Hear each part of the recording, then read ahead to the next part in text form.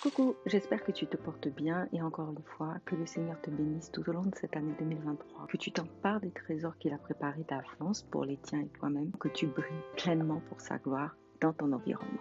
Pour bien démarrer cette année et en rapport avec le thème que j'ai abordé avec toi précédemment, appelé à briller, on va parler d'un sujet qu'on a tous expérimenté ou sommes susceptibles d'expérimenter un jour. Être fâché contre Dieu. Dit comme ça, tu peux te dire que tu n'es pas concerné, que tu n'as jamais eu de tels sentiments, etc.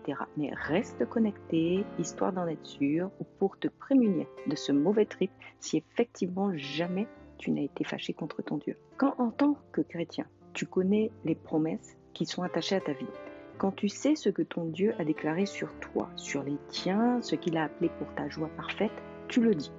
Tu vas déclarer ces promesses sur ta vie, les appeler à l'existence. En tant que chrétien, tu sais aussi que tu as un ennemi qui te hait, toi et toute ta famille en Christ, et que son but principal est notre perdition à tous. Il emploie des coups tordus, des attaques violentes pour nous briser, nous affaiblir, nous déstabiliser, et parfois, quand un coup est hyper violent, on ne va pas se mentir, tu peux te sentir terrassé. Dans les temps d'épreuve, tu vas crier à Dieu, tu vas déclarer sa parole, tu vas mettre toute ta foi, toute ton espérance dans l'œuvre de la croix, dans la puissance qui réside dans la résurrection de Jésus et t'attendre à un moment ou à un autre à sortir de la fosse. Et quand malgré tout ça, c'est l'inverse que tu goûtes, quand malgré tout ce que tu fais, toute ton espérance, le résultat n'est pas celui auquel tu as cru, est-ce que tu restes malgré tout confiant ou est-ce que tu restes dans le « pourquoi Seigneur ? Tu avais dit que je ne mérite pas ça », etc. La colère envers Dieu, la perte, la baisse de foi en Jésus, envers l'œuvre de la croix, prennent leur source dans 100% des cas d'une mauvaise connaissance, premièrement, de qui est Dieu et de sa manière de fonctionner, deuxièmement, de fausses croyances, troisièmement, et ce dernier point n'est pas toujours perceptible, de l'orgueil. Aujourd'hui, on va voir ensemble le premier cas, la mauvaise connaissance de Dieu et de sa manière d'agir. La base des bases de la vie chrétienne est que pour pouvoir être pleinement réconcilié à Dieu, le créateur de tout, pour pouvoir prétendre à la vie éternelle à ses côtés, l'homme doit reconnaître ce qu'il est, son Dieu, et admettre que par sa propre force, il lui est impossible de revenir à son créateur. Ce qui veut dire que si quelqu'un estime qu'il veut bien reconnaître Jésus comme Seigneur et Sauveur pour ajouter à ses propres capacités, il se trompe. Si quelqu'un dit donner sa vie à Jésus, mais qu'il ne reconnaît pas que, sans ce pas, il est voué à la mort éternelle, il se trompe. Si quelqu'un ne revient pas à Dieu, conscient que l'empilement de toutes ses bonnes actions, de sa bonté, de sa générosité ne sert à rien dans la balance du salut, il se trompe.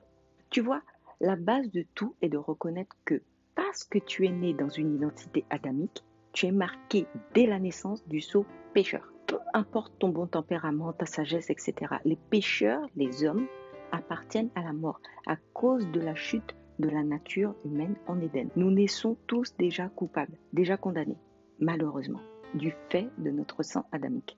Alors ici, il est important que tu comprennes un point essentiel. Quand je te dis que nous sommes tous condamnés dès la naissance, je parle de naissance spirituelle, pas des bébés. La parole te dit que les petits-enfants, bébés compris, appartiennent à Dieu, car ils sont innocents. Est-ce pour autant que les petits ne font pas de bêtises, qu'ils ne mentent pas, etc. Non, pas du tout. Mais leur conscience n'est pas encore activée, ce qui fait qu'ils ne savent pas clairement définir et distinguer le bien du mal, et surtout en mesurer les conséquences. Innocents, ce sont les êtres qui, par de leur jeune âge ou leur incapacité intellectuelle, leurs limitations, n'ont pas conscience du bien et du mal. Quand je te parle de ta naissance, c'est le moment à partir duquel tu peux distinguer le bien du mal et comprendre que tes actions sont suivies de conséquences. La Bible dit que l'adulte est l'homme de 21 ans et situe l'éveil de la conscience aux alentours des 13 ans. C'est pour ça qu'on parle de crise d'adolescence. C'est généralement dans ce temps d'éveil que l'ennemi de nos âmes va tout faire pour corrompre l'innocence de l'enfant, pour tourner en ténèbres ce qui était de la nature divine en nous dès le début de l'adolescence. En version simple, c'est pour ça que c'est dans ces eaux-là que commence tout ce qui est fumette, sexe, addiction, manière de parler vulgaire, agressive, etc. C'est le travail de l'ennemi en train de tenter le sabordage de l'homme que Dieu veut ramener à lui. Matthieu 19, 14. Mais Jésus leur dit, Laissez donc ces petits-enfants, ne les empêchez pas de venir à moi, car le royaume des cieux appartient à ceux qui leur ressemblent. Jean 14, 6. Le chemin, répondit Jésus, c'est moi, parce que je suis la vérité et la vie. Personne ne va au Père sans passer par moi. Romains 3, 23, 26. Tous ont péché en effet et sont privés de la glorieuse présence de Dieu, et ils sont déclarés justes par sa grâce. C'est un don que Dieu leur fait par le moyen de la délivrance apportée par Jésus-Christ. C'est lui que Dieu a offert comme une victime destinée à expier les péchés pour ceux qui croient en son sacrifice. Ce sacrifice montre la justice de Dieu qui a pu laisser impunis les péchés commis autrefois au temps de sa patience. Ce sacrifice montre aussi la justice de Dieu dans le temps présent car il lui permet d'être juste tout en déclarant juste celui qui croit en Jésus. La base de tout est de comprendre le point de départ de ce que tu es. Un homme né d'une nature condamnée, mais qui a été tellement voulu et aimé qu'une solution pour revêtir une nature nouvelle, une identité nouvelle, lui a été trouvée et pourvue par son Créateur en Jésus. Ça, c'est la base. Ce n'est pas juste reconnaître Jésus comme Seigneur et Sauveur, c'est de savoir d'où exactement tu viens, de quel bout tu es tiré, et ensuite, tu peux mieux comprendre et apprécier le qui t'a sauvé et pourquoi. Si tu n'as jamais fait ce pas ou que tu te rends compte que tu l'avais fait de manière bancale, tu as un lien sous la vidéo pour te conduire dans une véritable alliance à Dieu en Jésus. Clique dessus. Une fois que tu saisis le salut, tu peux poursuivre sur le qui est celui qui t'aime à ce point et sur le comment est-ce qu'il opère. Dieu est le créateur de tout et de tous. Tout ce qu'il a créé l'a été par sa parole, qui, en elle, transporte la vie. Cette parole est vivante et a un nom, Jésus. Tu peux relire tout ceci en Jean 1. Dieu a remis la domination de la terre, sa gestion aux hommes, comme je te l'ai expliqué déjà. Quand bien même il est le créateur, le proprio, il a nommé l'homme chef des lieux, le locataire en gros. C'est à l'homme qu'appartient la domination du monde et c'est lui qui va donner les autorisations ou non au monde spirituel d'agir ou pas. En somme, c'est à l'homme de décider de laisser agir Dieu ou Satan dans le monde. Il ne faut pas confondre le raisonnement humain et celui du surnaturel. Dans les deux cas, c'est vrai. C'est par autorisation, par laisser-passer, que les constructions, agrandissements, pour rester dans le domaine de l'immobilier, pourront se faire. Mais dans le spirituel, un accord, une autorisation n'est pas juste un bout de papier signé. Est considéré comme accord, comme alliance, comme autorisation, tout emprunt de manière d'être, de valeur, de principe, etc. Laisse-moi te le dire plus clairement. Même si tu es chrétien, mais tu fais les œuvres du diable.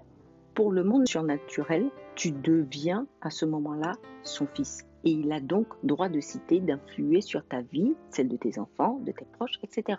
L'inverse ne se vérifie pas. Un incroyant, quelqu'un de confession non chrétienne, un sataniste, même s'il se met à être super gentil du jour au lendemain avec tout le monde, chrétien compris, qu'il donne pour les pauvres, etc., même s'il empile les bonnes actions, ne sera pas un fils de Dieu pour autant. Il faut qu'il bâtisse sur le rocher, sur Jésus. Et donc, il faut qu'il se dépouille de ce qu'il était, qu'il meure à lui-même et fasse de Jésus son seul Seigneur et Sauveur. C'est lorsque tu reconnais Jésus comme voie unique qui réconcilie au Père, que tu lui donnes les pleins pouvoirs sur ta vie, que tu reçois l'Esprit de Dieu qui te donnera de marcher et demeurer dans ses chemins, de faire la volonté de Dieu, de lui être agréable, de manifester la victoire de Jésus pour toi. Tu es avant tout un être spirituel, car Dieu est esprit, ton Créateur est esprit et t'a fait à son image et à sa ressemblance. Le monde naturel est assujetti au monde spirituel, pas l'inverse. Genèse 1, 26, 27. Et Dieu dit, faisons les hommes pour qu'ils soient notre image, ceux qui nous ressemblent, qui dominent sur les poissons de la mer, sur les oiseaux du ciel, sur les bestiaux, sur toute la terre et sur tous les reptiles et les insectes. Et Dieu créa les hommes pour qu'ils soient son image. Oui, il les créa pour qu'ils soient l'image de Dieu. Il les créa hommes et femmes. Jean 4, 24. Dieu est esprit et il faut que ceux qui l'adorent par l'esprit et en vérité. Psaume 115, 16.